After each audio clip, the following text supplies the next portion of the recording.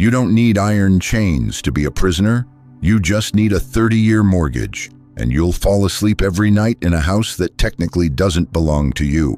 Freedom, they told you, is the ability to choose your life. But what if your choices were already scripted by debt collectors, interest rates, and payment schedules? What if the dream of home ownership, the college degree, the car parked in your driveway, all came with invisible shackles? The numbers don't lie. As of 2024, 77% of American adults are in debt. That's not just a statistic. That's a society built on IOUs, where nearly everyone is, in some way, indentured. And yet we're told this is normal, expected, even responsible. But what if this isn't just a financial system, it's a moral one? Friedrich Nietzsche, in The Genealogy of Morals, made a chilling observation that the very concept of guilt, the foundation of modern morality, was born out of debt.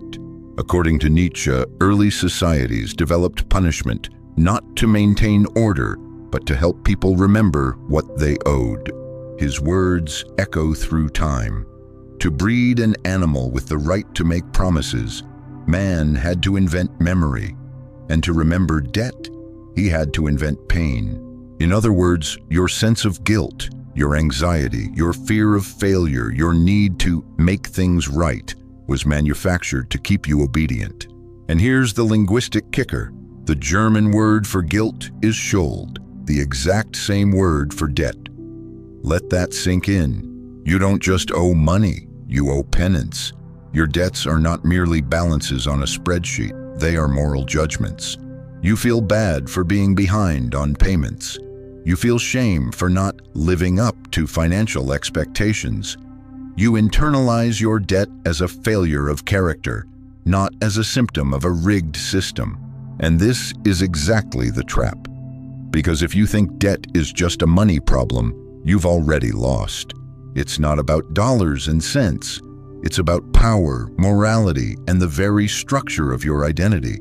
The system doesn't just want your money, it wants your belief, your faith in the system, your willingness to suffer in silence and call it virtue. You think you're free because you chose your major, picked your house, or signed the loan papers yourself. But were those really choices or preloaded scripts written by a culture that equates suffering with success? This is the first layer of your golden cage. You're not chained by force, you're bound by consent, disguised as responsibility. And the cruel brilliance of this system is that it doesn't need to punish you. It convinces you to punish yourself. Every time you skip a vacation to meet a payment, every time you put off joy because you can't afford it, every time you stay in a job you hate because you have bills to pay, you're reinforcing your own captivity. Not with violence, but with discipline. Not with guards, but with guilt. And it gets worse. Because once you internalize this, once you equate debt with moral failure, the system has complete control. You won't rebel, you'll confess. You won't resist, you'll repent. You won't question the rules, you'll blame yourself for not following them well enough. You'll live your whole life in quiet servitude thinking you're doing the right thing. But here's the pivot. What if this entire narrative was a lie? What if the shame isn't yours to carry? What if debt isn't your failure but their design? If you've been thinking debt is just about finances, you haven't understood anything yet.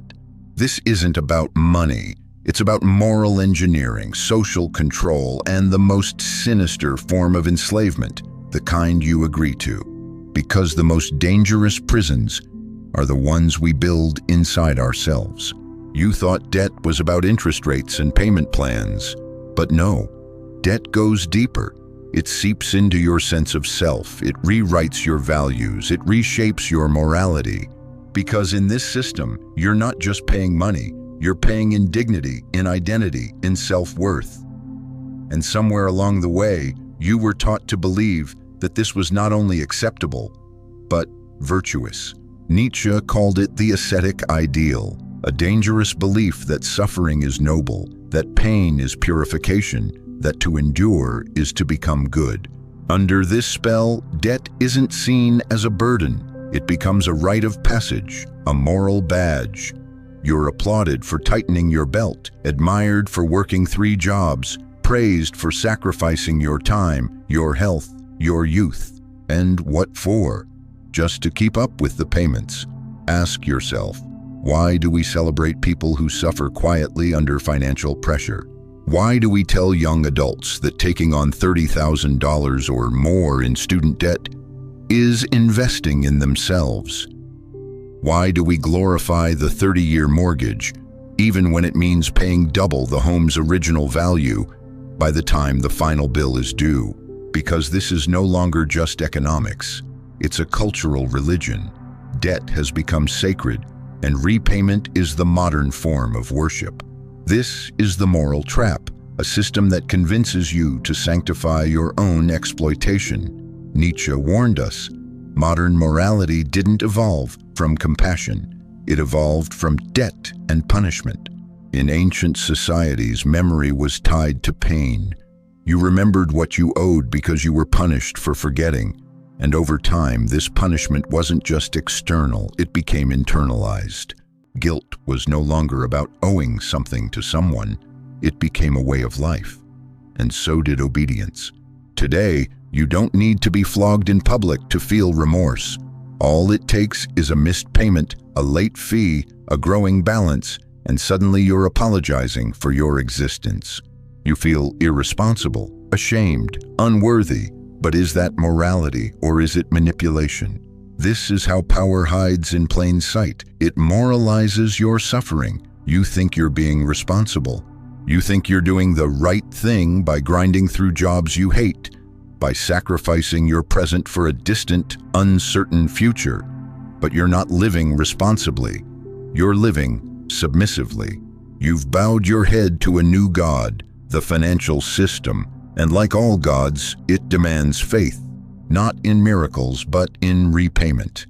You are told that someday, if you just keep paying, if you stay disciplined, if you delay gratification long enough, freedom will come. But here's the question Nietzsche would ask. Who told you that freedom is earned through obedience? Who benefits from your endless patience? Who profits from your belief in redemption through debt? Because the system doesn't just want your labor, it wants your moral allegiance. It wants you to believe that endurance is good, that struggle is noble, that financial suffering is a test of character. But in reality, it's a test of how well you've been trained. You're not being responsible, you're being ruled. And here's the turn. You thought you were living a disciplined life. In truth, you're just serving a machine that feeds on your compliance. You've traded your power for approval. And in doing so, you've become a willing captive, chained not by law, but by virtue. So the next time someone tells you that you're being financially responsible, ask yourself, responsible to whom? Because the voice praising your sacrifice might not be your own. You thought discipline made you free, but what if your self-control was engineered? What if the very virtues you cling to, patience, hard work, sacrifice, were programmed into you not for your benefit but for someone else's gain? Because here's the brutal truth. This system never needed chains. It only needed you to believe you needed a loan. That's the genius of it. No guns, no guards, no revolts. Just the quiet obedience of millions who genuinely believe they're making smart decisions. But smart for whom? Nietzsche's concept of the will to power wasn't just about ambition, it was about the capacity to shape values, to define what's good, normal, or responsible. And in modern times, the ruling class has done exactly that. They've redefined power not as brute force, but as financial control. And the most effective tool of control? Debt. Debt turns your future labor into someone else's present profit. It converts your dreams into collateral. You think you're climbing the ladder, but you're climbing their ladder, built on their rules, funded by your future. And this isn't accidental, it's by design. Look at how Ray Dalio's debt cycle theory explains the system's engine. Credit is extended to fuel artificial growth, inflating asset prices, driving consumption. But then, inevitably, it's time to pay up. As interest compounds, as payments return to the lenders, what was once yours quietly shifts hands. The wealth you thought you were building, it was always flowing upward. The result is staggering. As of 2023, the top 0.1% of Americans hold more wealth than the bottom 90% combined. That's not capitalism, that's extraction. That's feudalism with better branding. The peasants no longer till land, they service loans. And the lords no longer wear crowns, they run banks. And here's where Nietzsche's philosophy pierces through the illusion. He warned us, those in power create the values that justify their power. And in our time, they've sanctified debt. They've convinced you that taking on loans is building credit, that paying interest is investing in your future, and that lifelong servitude is simply being financially mature.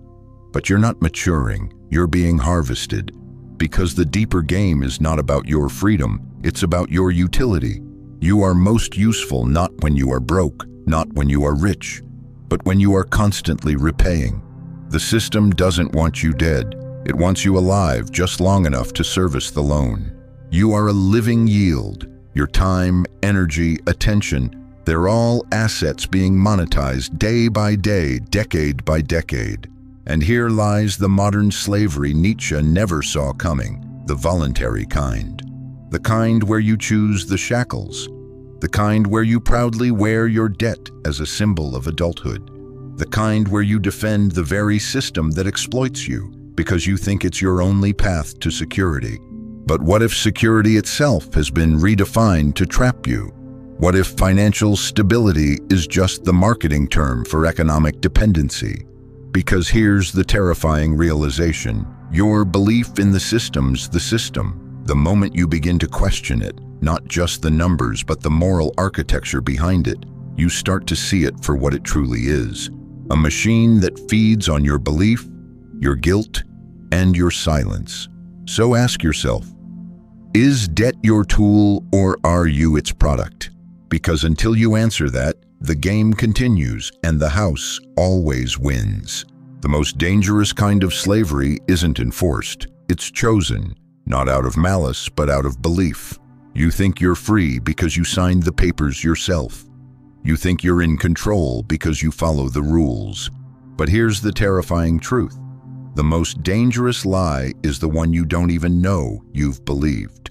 Nietzsche called it moral slavery, and he held it in absolute contempt.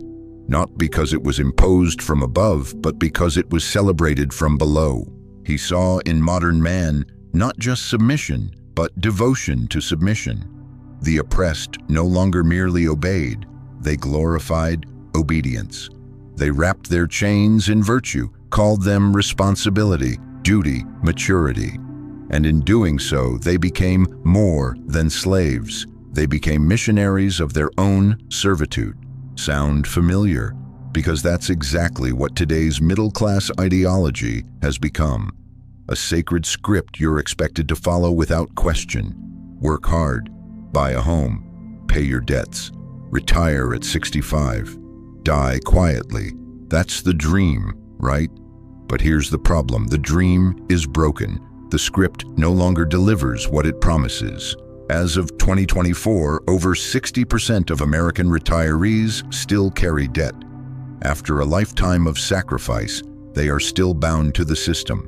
After decades of doing it right, they're still paying. So what went wrong? Nothing. That was the plan. The system was never designed to set you free. It was designed to keep you compliant, to keep you chasing just enough hope to keep working, but never enough clarity to stop.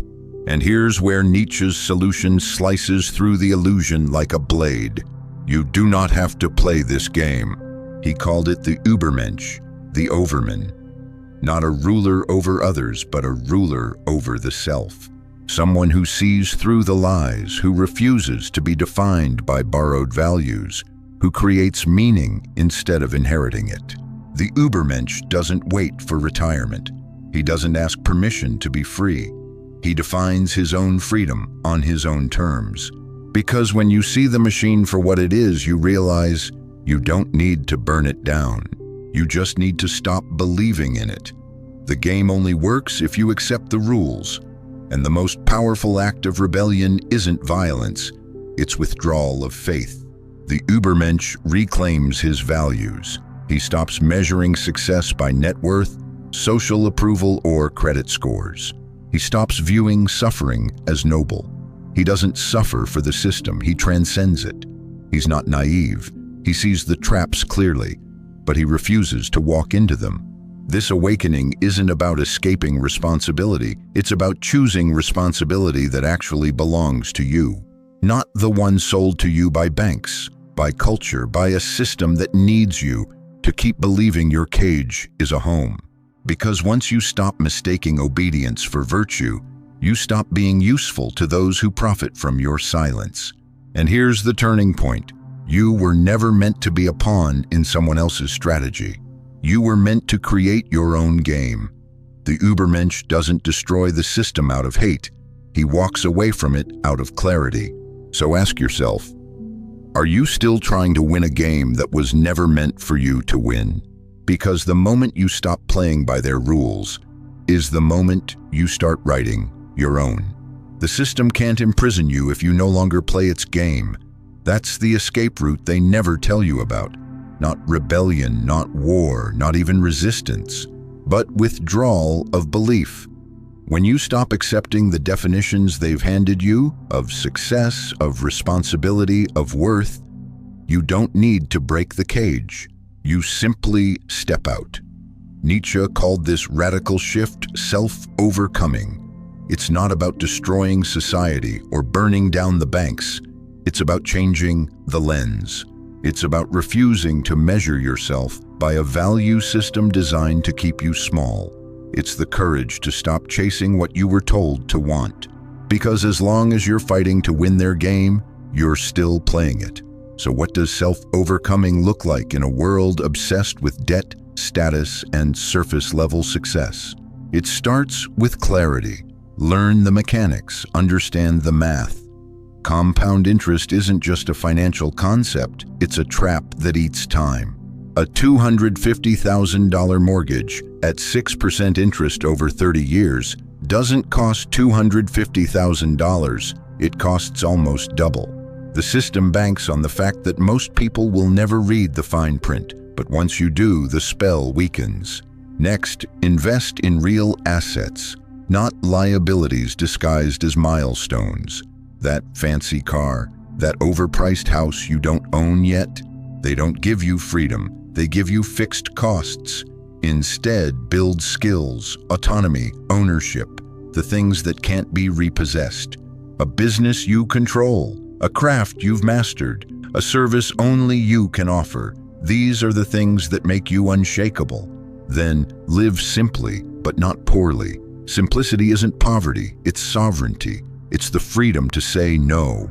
It's the ability to walk away, to not need what they're selling. Minimalism isn't a trend, it's armor. It frees you from the need to perform, to impress, to constantly prove that you're doing well. And when you no longer need to prove anything, you stop falling for traps disguised as success. This is the path Nietzsche hinted at. A life beyond obedience, beyond illusion, beyond debt. A life where you're not chasing salvation through suffering, but forging meaning through choice, through strength, through clarity. Want tools for the journey?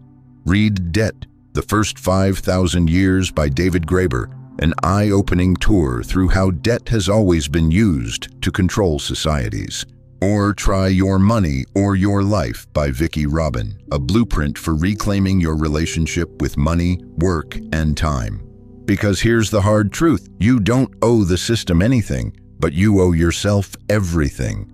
The life you've delayed, the energy you've traded, the freedom you've forgotten you had. So stop asking how to win a rigged game. Ask how to step outside it. Stop measuring your worth by credit scores or square footage. Measure it by how free you are to say no. because real freedom begins not when you pay off your debt, but when you no longer need debt to feel valuable. That's the final awakening, not revolution, not revenge, but release, not from society, but from the invisible grip it has on your mind. And once that grip is broken, no one owns you ever again. You've spent your whole life believing you were in debt to the bank, to the system, to society's expectations.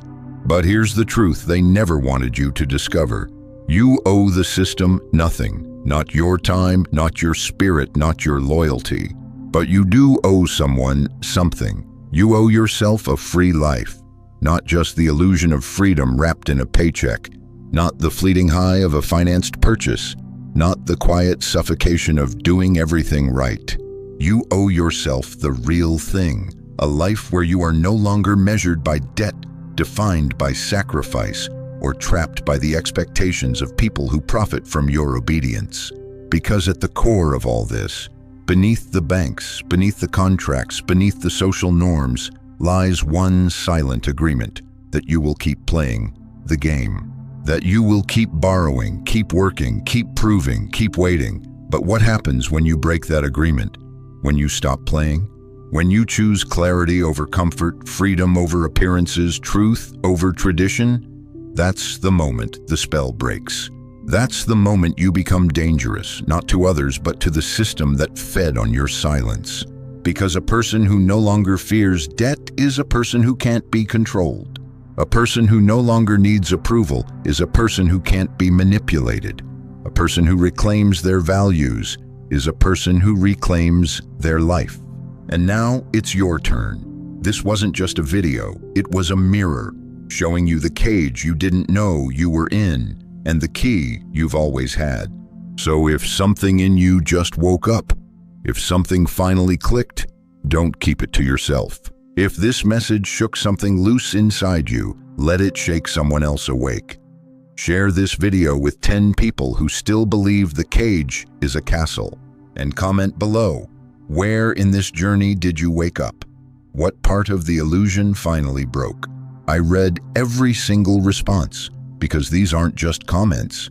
They're signs of life, evidence that we are not alone in this awakening. And if you want more truth, more clarity, more fire, subscribe. Not because you're told to, but because you're choosing to stay awake. Remember, this system only works as long as you believe in it. And once you stop, no one can ever put you back in the cage. Because you are no longer living for approval. You are no longer waiting for permission. You are no longer in debt to a lie. You're not here to repay a system that never cared about you. You're here to reclaim the life it tried to take. You owe them nothing, but you owe yourself everything.